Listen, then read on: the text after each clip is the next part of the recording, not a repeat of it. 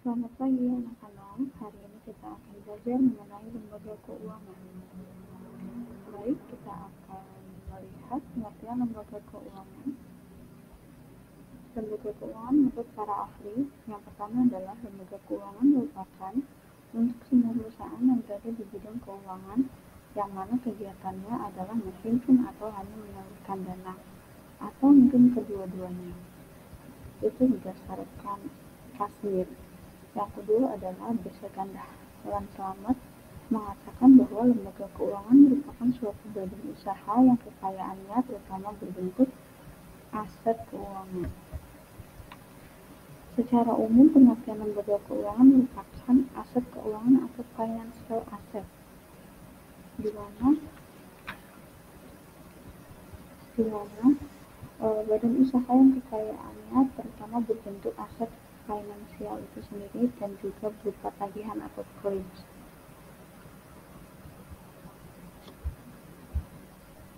Lembaga keuangan juga menjalankan jasa di bidang keuangan, yaitu berupa sebagai perantara atau intermediasi dari pihak yang surplus atau kelebihan uang dan yang defisit atau kekurangan uang.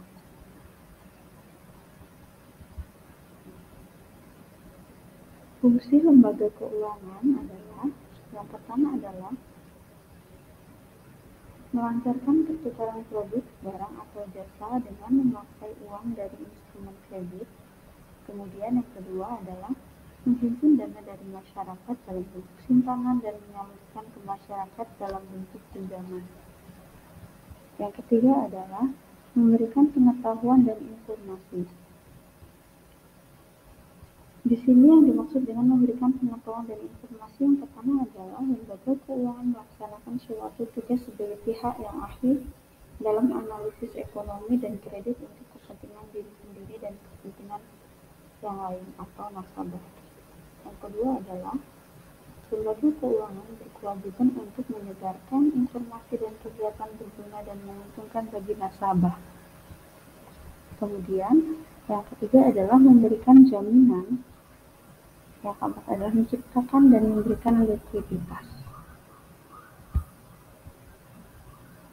Manfaat lembaga keuangan yang pertama adalah memberikan pinjaman kepada yang memerlukan dana, memberikan suatu jaminan suatu resiko yang mungkin terjadi yang sesuai dengan jasa yang ditawarkan oleh perusahaan, kemudian memberikan suatu kesejahteraan karyawan perusahaan yang terutama yang sudah pensiun, kemudian bermanfaat untuk memberikan pinjaman ke masyarakat dalam hal pendanaan suatu kegiatan konsumsi.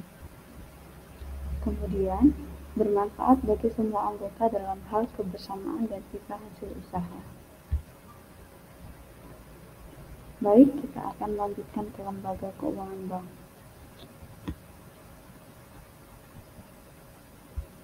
Lembaga keuangan bank bisa disebut dengan bank. Pengertian bank menurut Undang-Undang Nomor 10 Tahun 1998 adalah badan usaha yang menghimpun dana dari masyarakat dalam bentuk simpanan dan menyalurkan ke masyarakat dalam bentuk kredit atau bentuk-bentuk lainnya dalam rangka meningkatkan taraf hidup rakyat banyak. Jenis-jenis bank. Yang pertama ada bank sentral. Bank sentral berdasarkan fungsinya adalah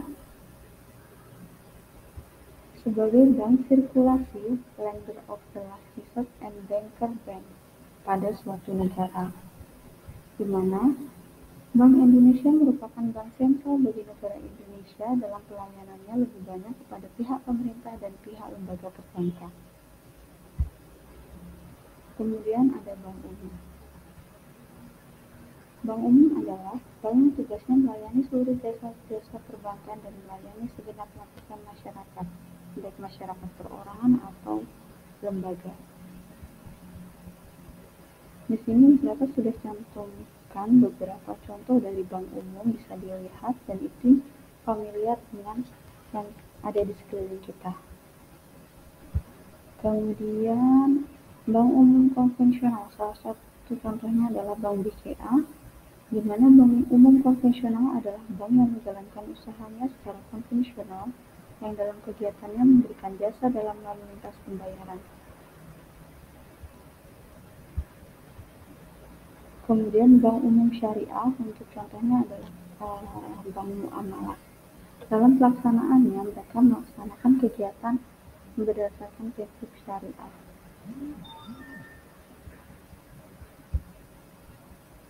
Kemudian bank pengkreditan rakyat, kita ambil contoh dari Bank Walai. Nah, di sini adalah bank pengkreditan rakyat berdasarkan Undang-Undang Nomor 10 Tahun 1998 Pasal 1 adalah bank yang melaksanakan kegiatan usaha secara konvensional atau berdasarkan prinsip syariah yang dalam kegiatannya tidak memberikan jasa lalu lintas pembayaran. Nah, jenis produk yang ditawarkan oleh BPR relatif sempit bila dibandingkan dengan bank umum. Bahkan ada beberapa jenis jasa bank yang tidak boleh diselenggarakan oleh BPR. Contohnya pembukaan rekening giro atau ikut clearing. Kemudian yang terakhir adalah bank umum khusus kegiatan tertentu. Di sini adalah bank yang melaksanakan kegiatan seperti pembiayaan jangka panjang, pembiayaan untuk pengembangan koperasi, pengembangan pengusaha UMKM, dan pengembangan ekspor non-migas dan pembangunan perumahan.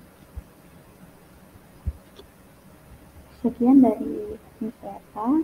Silahkan kalian pelajari materi hari ini dan buatlah catatan ya anak-anak. Semangat, tetap jaga kesehatan, Tuhan Yesus memberkati.